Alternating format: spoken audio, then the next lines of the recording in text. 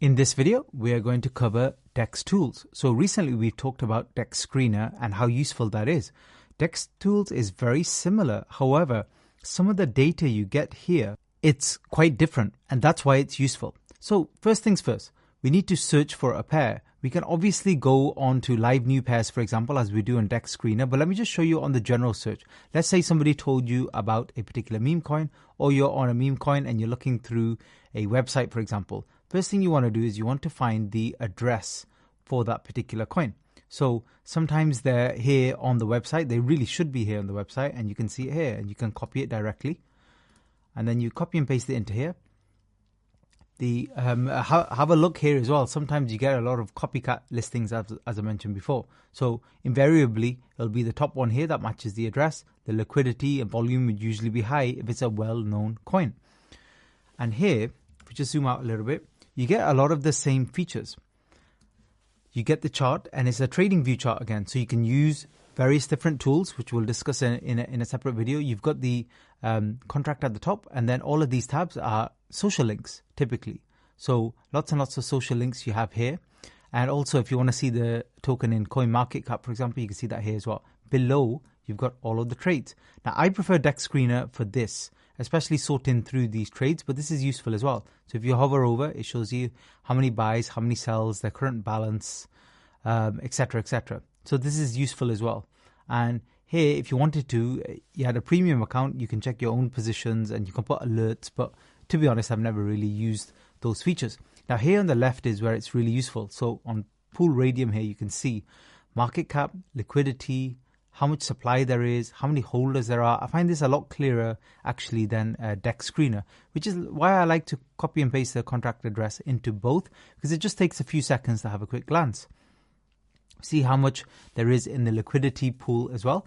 But then further down, what's cool is DEX Tools has a score. Now, it actually tells you how the score is, what it's based on. So first point here is how much information provided, which is obviously a lot.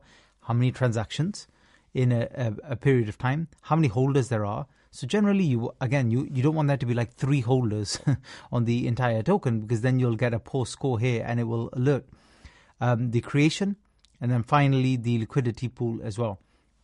So you ever see a DEX score of like 1 out of 99 or 10 out of 99, doesn't mean for 100% certain there's something wrong with the meme coin. However, you should be warned that something's not right, and you can actually have a look here. So it's a good way to quickly scan, because if you had to do all of these steps manually yourself, it can take a while and you may miss something. So it's good to scan the scoring systems. And then further down, contract verified, honeypot, and then tax is not picking up the tax. That doesn't mean there isn't any or not, but generally it means it's usually 0%, because as I said, these tools, they're not the most accurate in the world. And then that's it. So basically, when you're scanning from here, a lot of the similar stuff, and then over the top here, you can see hot pairs, trending. And then on the left here, Pair Explorer, live new pairs, multi-charts. If you want to look at 3 or 4 charts at the same time, in real time.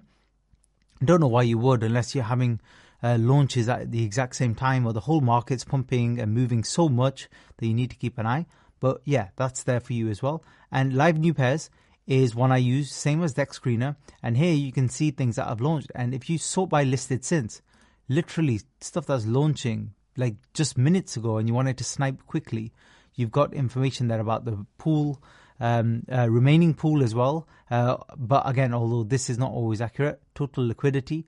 And if you find something here, for example, let's just screen through this now. We're looking through this now, and that's a decent liquidity pool.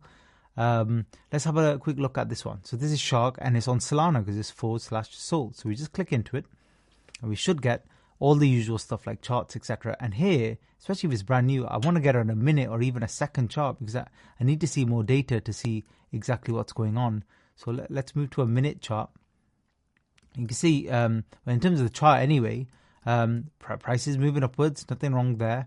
And then liquidity looks okay. It's getting a few more holders now, so that's a good sign. It's not really got any score yet at the moment because it's just so new. So we don't have that much information, which is why a few of the things, especially when they now launch, you have to manually check. It doesn't have the socials. That doesn't mean there are no socials. It just means that DEX Tools doesn't have them. And just so you're aware, for DEX Tools to have these socials and DEX Screener to have these, usually the team behind the project, they will need to contact these companies and add the socials, and that costs money. Sometimes it can cost like the $300, $400, $500 to do per screener software. So some choose not to do it, some forget, sometimes there's a delay as well. Just be aware of that. That doesn't mean necessarily it's a good or bad project. It's good usually to see the socials on here. It's good to see that the team have actually invested in the project as well. So that's it for this one. So this is just covering DexTools as an alternative, but in my opinion, an additional tool to DexScreener. Thanks for listening.